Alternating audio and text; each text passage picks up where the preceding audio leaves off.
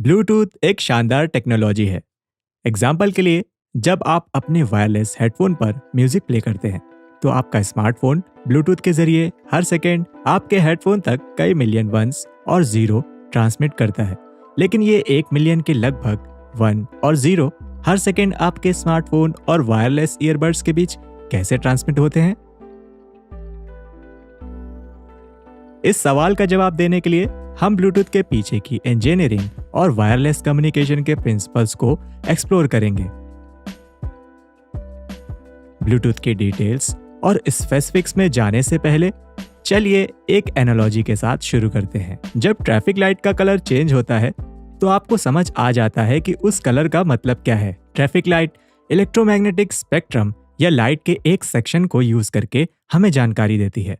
Green light की wavelength 540 nanometres, yellow की 570 nanometres और रेड की 700 नैनोमीटर्स होती है। आपकी आंखें आसानी से लाइट की इन वेवलेंथ्स के बीच का फर्क पहचान सकती है और आपका ब्रेन इन अलग अलग वेवलेंथ्स और उनकी इंफॉर्मेशन को इंटरप्रेट करता है। आपका स्मार्टफोन और वायरलेस ईयरबड्स इसी तरीके से इलेक्ट्रोमैग्नेटिक वेव्स को यूज करके कम्युनिकेट करते हैं, लेकिन ये स्पेक्ट्रम के एक अलग सेक्शन का इस्तेमाल करते हैं। ब्लूटूथ ऐसी वेव्स यूज करता है जिनकी वेवलेंथ लगभग 123 मिलीमीटर होती है। हमारी आंखें इन्हें देख नहीं सकती और ये दीवार जैसे ऑब्स्ट्रक्शन से उसी तरह पास हो जाती है जैसे विजिबल लाइट ग्लास के थ्रू पास होती है। जब आपका स्मार्टफोन आपके ईयरबड्स को वंस और जीरोस की एक लंबी स्ट्रिंग भेजता है तो ये 121 मिलीमीटर की वेवलेंथ को एक और 124 मिलीमीटर की वेवलेंथ को जीरो डेजिग्नेट करता है। बिल्कुल वैसे ही जैसे ट्रैफिक लाइट में 540 नैनोमीटर ग्रीन और 700 नैनोमीटर रेड होता है। आपके स्मार्टफोन का एंटीना इन्हीं दो वेवलेंथ्स को जनरेट करता है और एक सेकेंड में लगभग मिलियन बार इनके बीच स्विच करता है। दो वेवलेंथ्स के बीच स्विच करने का यह प्रोसेस रेड और ग्रीन ट्रैफिक लाइट के बीच स्विच करने जैसा ही है। आपका स्मार्टफोन हर सेकेंड आपके ईयरबड्स के साथ लगभग मिलियन वन और जीरो कम्युनिकेट करता है और अमेजिंग यह है कि इंजीनियर्स ने आपके ईयरबड्स और स्मार्टफोन के एंटीना और सर्किटरी को इस तरह से डिजाइन किया है कि ये एक दूसरे की वेवलेंथ्स को सेंस कर सकते हैं और एक दूसरे को ट्रांसमिट भी कर सकते हैं। ब्लूटूथ के बारे में और डिटेल जानने से पहले चलिए इन विजुअलाइजेशंस को एक्सप्लोर और क्लैरिफाई करते हैं, क्योंकि ये थोड़े कंफ्यूजिंग हैं। सबसे पहले, इलेक्ट्रोमैग्नेटिक वेव ऐसे साइनोसॉइडल तरह से एक डायरेक्शन में ट्रैवल नहीं करते हैं।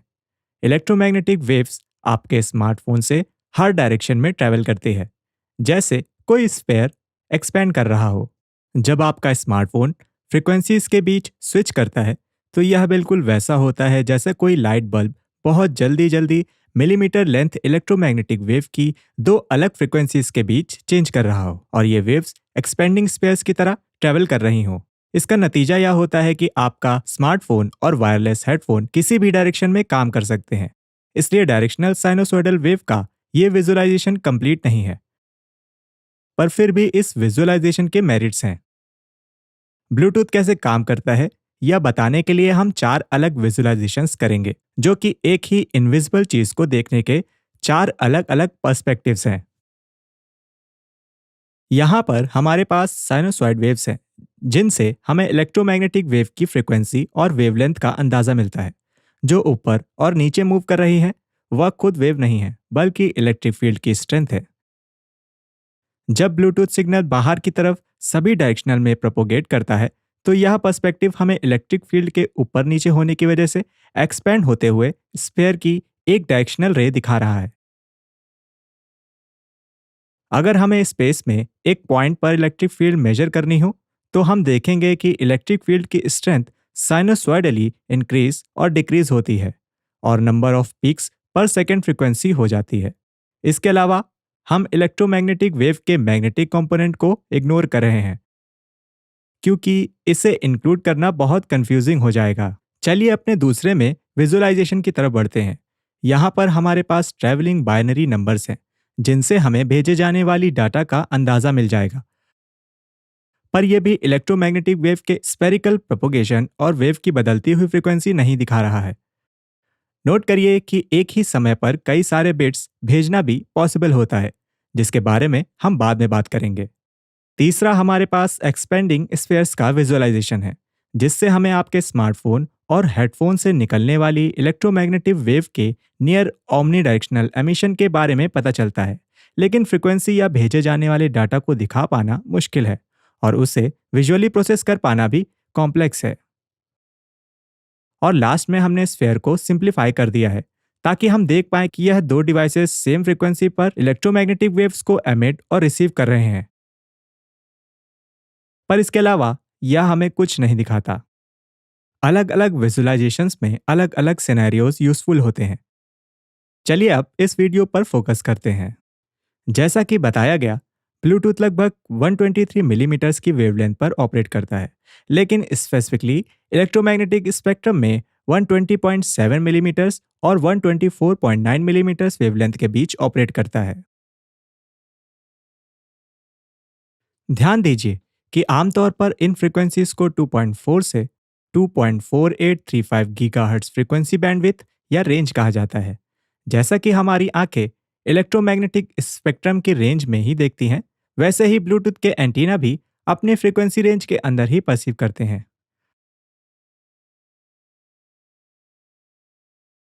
अब किसी भी समय पर हो सकता है कि एक ही कमरे में एक ही टाइम पर कई सारे लोग ब्लूटूथ डिवाइसेस यूज कर रहे हों। इतने सारे यूजर्स को एकोमोडेट करने के लिए इलेक्ट्रोमैग्नेटिक स्पेक्ट्रम के इस सेक्शन को 79 अलग अलग सेक्शंस या चैनल्स में ब्रेकअप किया गया है, और एक 1 और 0 के लिए हर चैनल को स्पेसिफिक वेवलेंथ होती है। किसी भी समय पर आपके स्मार्टफोन और ईयरबड्स इनमें से केवल एक चैनल से कम्युनिकेट कर रहे होते हैं। एग्जाम्पल के लिए, ये फ्रीक्वेंसीज चैनल 38 में एक 1 और एक 0 के लिए है, जबकि यह फ्रीक्वेंसीज चैनल 54 के लिए है। अब सवाल यह है कि अगर कई सारे डिवाइसेस सेम वेवलेंथ और पॉसिबली सेम चैनल यूज कर रहे हों, तो आपके ईयरबड्स एक्सक्लूसिवली आपके फोन से बाइनरी बिट्स की लंबी स्ट्रिंग कैसे रिसीव कर पाते हैं?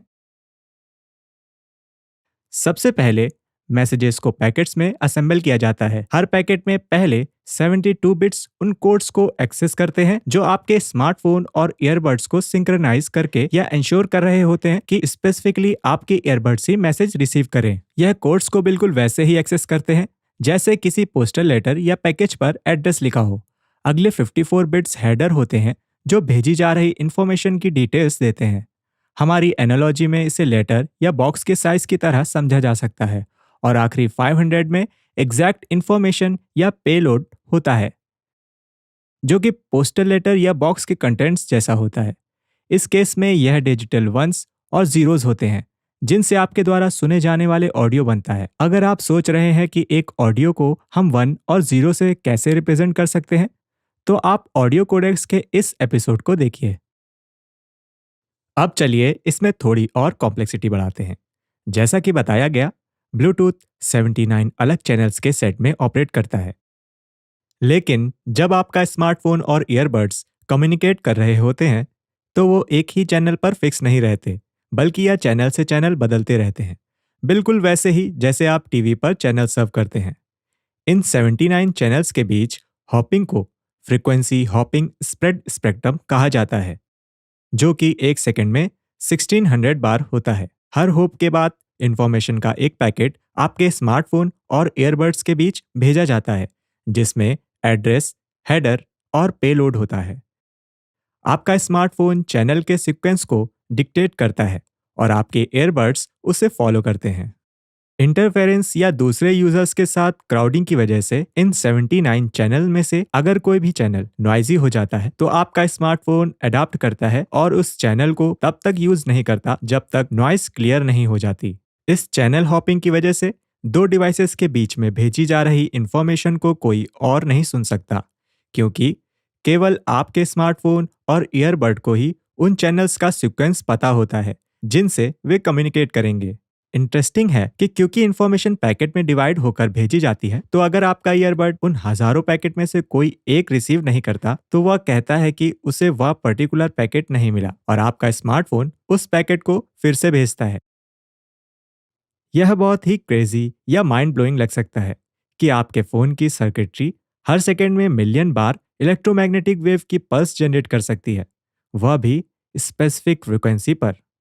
और फिर आपके ईयरबड्स इन पल्सेस को रिसीव करके डिकोड करते हैं। पर ऐसा होता है, जरा सोचिए कि कैसे आपकी स्क्रीन पर कितने मिलियन पिक्सेल्स हैं जो इलेक्ट्रोमैग्नेटिक स्पेक्ट्रम की कुछ स्पेसिफिक फ्रिक्वेंसी और स्ट्रेंथ एमिट कर रहे हैं। मतलब हर सेकेंड 30 से 60 या शायद ज्यादा बार लाइट एमिट करते हैं। टेक्नोलॉजी फैसिनेटिंग है। एक क्विक साइड नोट, हम बहुत अप्रिशिएट करेंगे अगर आप इस वीडियो को लाइक कर दें, चैनल सब्सक्राइब करें, कमेंट करें और दूसरों के साथ इस वीडियो को शेयर करें। आपके समय के कुछ सेकंड हमें कई सारे एजुकेशनल वीडियोस बनाने में मदद कर सकते हैं। Thank you. चलिए अब आगे बढ़ते हैं। एक इंटरेस्टिंग बात यह है कि ब्लूटूथ की फ्रीक्वेंसी रेंज 2.4 गीगाहर्ट्ज से 2.4835 गीगाहर्ट्ज के बीच होती है, जो कई सारी इंडस्ट्रियल और मेडिकल डिवाइसेस द्वारा शेयर भी की जाती है। एग्जाम्पल के लिए आपका माइक्रोवेव इसी रेंज में है और उसकी फ्रीक्वेंसी 2.4 गीगाहर्ट्ज है। इनफैक्ट जब आपका माइक्रोवेव ऑन होता है, तो हो सकता है कि आपका हेडफोन स्मार्टफोन द्वारा भेजे जा रहे वंस और जीरोस को ठीक से ट्रैक ना कर पाए। अगर दूसरे शब्दों में कहें, तो आपके हेडफोन का सिग्नल खो सकता है। पर प्लीज ऐसा मत सोचिएगा कि आपके ब्लूटूथ हेडफोन्स डेंजरस है, क्योंकि उनकी वेवलेंथ माइक्रोवेव जैसी ही है। यह तो स्टेडियम फ्लड लाइट के लाइट आउटपुट को स्मार्टफोन स्क्रीन की लाइट के साथ कंपेयर करने जैसा हो जाएगा। और फिर आप कहें कि दोनों लाइट के सेम कलर्स को यूज करते हैं, इसलिए 1 फुट दूर से देखने पर भी दोनों की वजह से डैमेज सेम होगा। क्या आपको याद है कि हमने बताया था कि ब्लूटूथ की इलेक्ट्रोमैग्नेटिक वेव्स आपके घर के दीवार जैसे ऑब्स्टिकल्स के थ्रू भी आसानी से ट्रेवल कर सकती है, लेकिन माइक्रोवेव की वॉल्स को इस तरह से डिजाइन किया जाता है कि वह इस फ्रीक्वेंसी की वेव्स को ब्लॉक कर सके। आप अपने स्मार्टफोन को माइक्रोवेव में डालकर इसे टेस्ट कर सकते हैं। आपके स्मार्टफोन से हेडफोन तक भेजे जाने वाला ब्लूटूथ सिग्नल ब्लॉक हो जाएगा और कनेक्शन खत्म हो जाएगा। पर ध्यान रखिए कि माइक्रोवेव के अंदर किसी भी इलेक्ट्रॉनिक डिवाइस को रखकर उसे ऑन ना कर दें। मैं रिपीट करता हूं, माइक्रोवेव को ऑन मत करिएगा, वरना अंदर रखा गया इलेक्ट्रॉनिक डैमेज हो जाएगा। माइक्रोवेव के अलावा 2.4 गीगाहर्ट्ज वाईफाई नेटवर्क भी इलेक्ट्रोमैग्नेटिक स्पेक्ट्रम की इसी रेंज में ऑपरेट करते हैं। ब्लूटूथ की तरह ही वाईफाई नेटवर्क भी इसी रेंज में बैंडविड्थ को 14 चैनल्स में डिवाइड करते हैं, ताकि वाईफाई के जरिए कम्युनिकेट कर रहे मल्टीपल यूजर्स को एक ही टाइम पर एकोमोडेट कर पाए। आप सोच रहे होंगे, अगर इतने सारे अलग अलग डिवाइसेस हैं जो सेम फ्रीक्वेंसी शेयर करते हैं, इनमें से एक माइक्रोवेव भी है, तो अगर इन्हें ठीक से शील्ड ना किया जाए, तो ये स्ट्रे इलेक्ट्रोमैग्नेटिक वेव्स एमिट कर सकते हैं। फिर भी ऐसा कैसे मुमकिन है कि स्मार्टफोन और हेडफोन हर सेकंड एरर फ्री डेटा के मेगाबाइट्स भेज पाते हैं? जैसे कि पहले बताया गया, आपका स्मार्टफोन फ्रीक्वेंसी हॉपिंग और पैकेट्स को यूटिलाइज करके ऐसा करता है। इसके अलावा ब्लूटूथ आपके स्मार्टफोन में एरर्स डिटेक्ट करने के लिए बिट्स को यूटिलाइज करता है और सर्किटरी अनवांटेड नॉइज को फिल्टर कर देती है।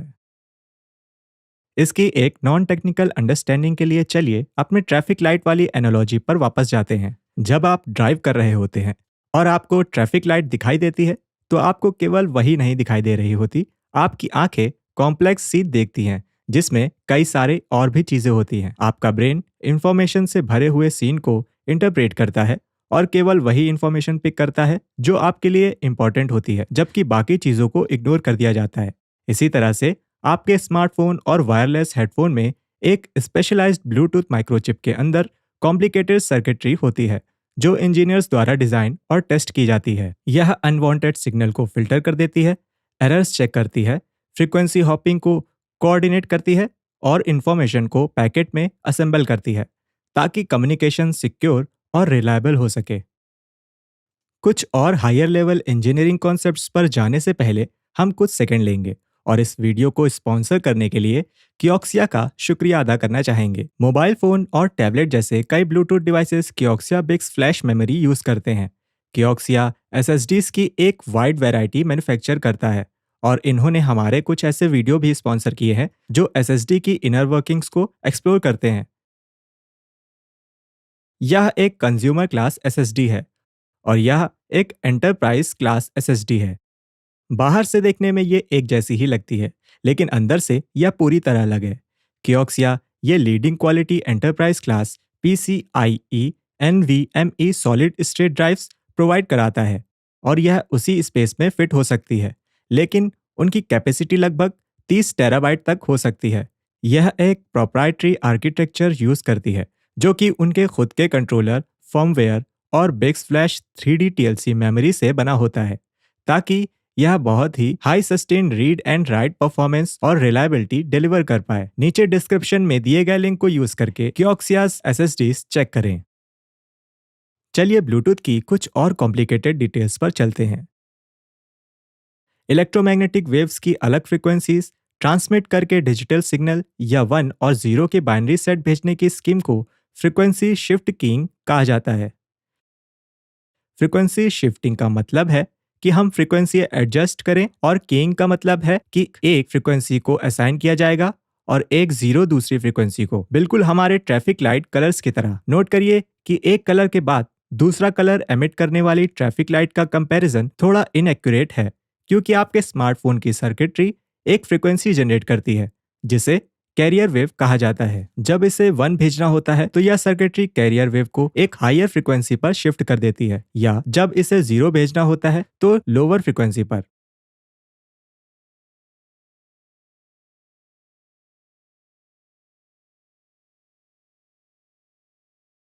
ब्लूटूथ केवल फ्रीक्वेंसी शिफ्ट कीइंग यूज करने तक लिमिटेड नहीं है।